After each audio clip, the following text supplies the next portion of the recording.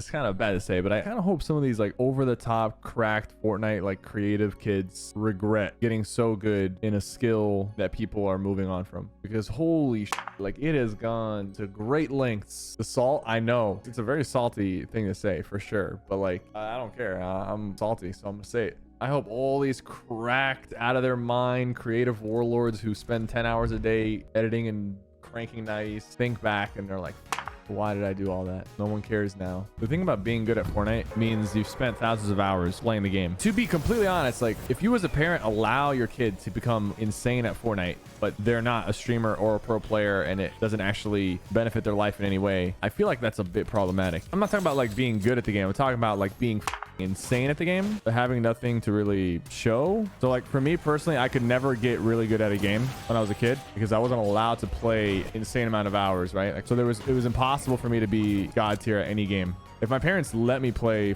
insane amount of hours, I would have been nuts at a lot of the games that I played.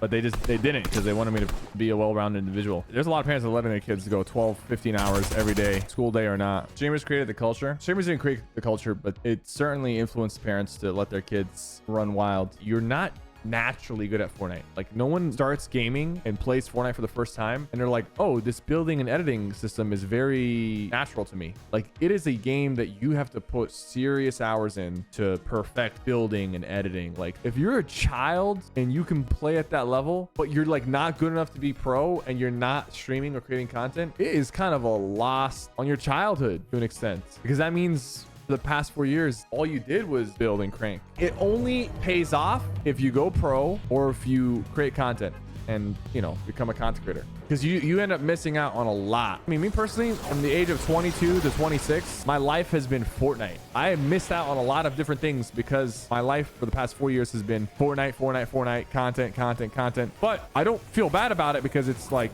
a once in a lifetime opportunity and I'm making something of it and I'm making something that will last. But if I was doing this and I'm just a guy playing the game, that'd be a bit of a problem. I'm sure my wife would have left me a long time ago. My parents would have disowned me. There would have been an intervention stage. I'm not trying to be condescending. I'm trying to paint reality, right? When I was in high school, there was 800 people in my class, in my grade. I knew a lot of the people in my grade. I knew a lot of people. There was like 3 people who were YouTubers. Me as a gamer and a couple other people who were doing like pranks and interview like just like kind of like real life vlog stuff. Now, my brother Junior, who graduated high school recently, there wasn't a single person in his class that wasn't a content creator. When I became a content creator, it was a 1 in a million thing to become like, to make that your job. It was insanely tough and challenging, and it was hard to even get noticed. Now imagine the explosion of the amount of people who are trying to be content creators, pro gamers, right? Because of the mainstream adopting and accepting content creation as an actual like job. So now it's not 1 in a million. Now it's like 1 in 100 million. Like it has gotten so much more challenging. What that means is there's going to be more content creators, but there's also going to be way more people who fail at making it. Now, if you go too far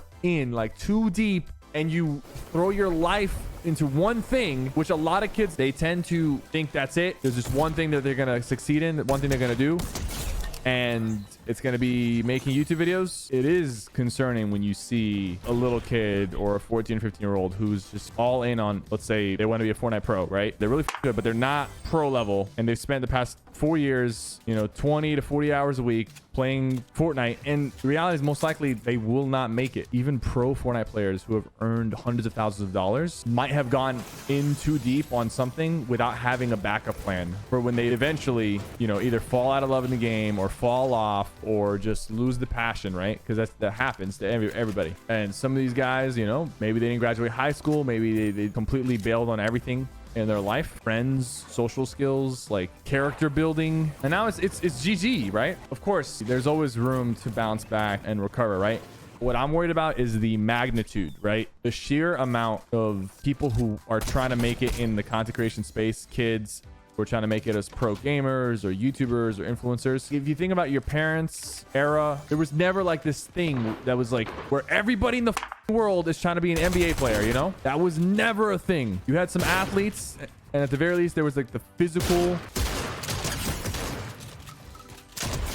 aspect to that. That was like a benefit. You're playing sports, you're communicating, you're making long-lasting friendships with people, and there is that aspect as well with gaming. But I think there's also like more negatives. If you're like all in on a sport, like it's not as bad as being all in on being a pro gamer when you're not. For me, the way I see it is like it's the idea of selling a dream, right? Like you watch an NBA player and it's like, bro, it's their dream to play in the NBA. Now they're famous, rich, successful. They play in a grand stage. They're also 6'8", freaks of nature, athletic beasts, right? And sure, you have the NBA players who are not athletically gifted, but it's like as you get older, you realize, hey, maybe I'm not cut out for the NBA. I'm 5'5", right? But the dream of being a creator, a content creator, which is still a very small chance of making it, it's accessible to anybody and everybody in the world, which is that's great, right? But that's also scary for the fact that you might oversell like the possibility. I'm not saying that you shouldn't chase your dreams and you shouldn't have a dream, so like make it in something that has a slim chance. It's good to dream and it can be a really good way to motivate yourself, but it's important to also be realistic when it's time to be realistic, right? My dream was to be in the NBA. I was convinced I was going to play in the NBA. Towards my later like half of high school, I realized a few things. Sure, I had the height and the passion for it. I didn't have the commitment. I didn't have the work ethic, and up until that point I hadn't put enough time to build up the skill set that I needed to be recruited into the college level and then maybe play at a higher level. I realized that, and I started pursuing another dream, which was to really go in on the content creation and try to make that my dream job. And there were moments while pursuing that dream where I was like, yeah, I should probably sign up for classes. Things are looking good, but I need to have a backup plan and this and that. And it wasn't till like I really had made it that I realized, okay, like there's no need for a backup plan right now. Like this is what I need to focus on. Because the reality is that like the 1 in a million dreams, there is a risk. You can't always have just like a surefire backup plan. When I went all in on content creation, I was an adult. I was 18. I had my own bills, my own apartment. I was independent. When you're in that stage, it's a lot less scary to go all in on something because as an adult, like you're kind of already like fully grown, right? Like not fully grown, but like you're kind of past a lot of your childhood and you're ready to enter the adult world, and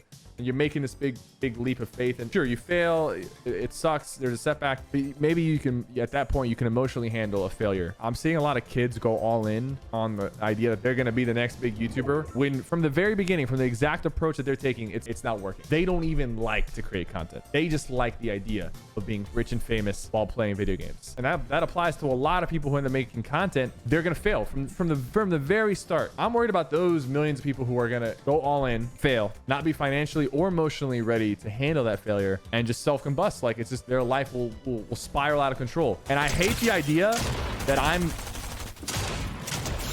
somehow like potentially creating this false reality. I don't want to do that. I don't want to, like, I know I've inspired people to start creating content. It needs to happen the right way, because if it doesn't, you're messing with someone's future, right? Someone's potential, and throwing them off track. So for me, it's important to like spell it out, you know, and like really let people know like this is not something that's easy to do. There's almost a guarantee that you probably won't make it. It doesn't mean you give up. It doesn't mean that you can't have that dream. It just means be careful and be ready. The best way, by the way, to approach this, you need to turn creating content into a hobby. Like it needs to be a fun, approachable hobby, like where you do it in your free time. It's just something that you kind of have picked up and you slowly get better at it. But a hobby doesn't consume your entire life. A hobby is something that you can do while you're also being an adult or going to school or doing a job. Like, and it needs to be a hobby for a few years before you're even close to being good enough to try to pursue it. Because I was creating content all the way from 6th grade to 12th grade. That's 6 years of creating content as a hobby before I try to go all in after I graduated high school. So it has to be like that, so that when you try, or if you have the chance to go full time, you have years of experience and you're able to make a calculated risk.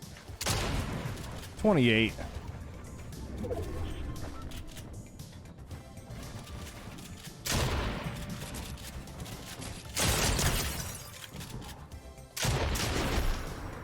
GG.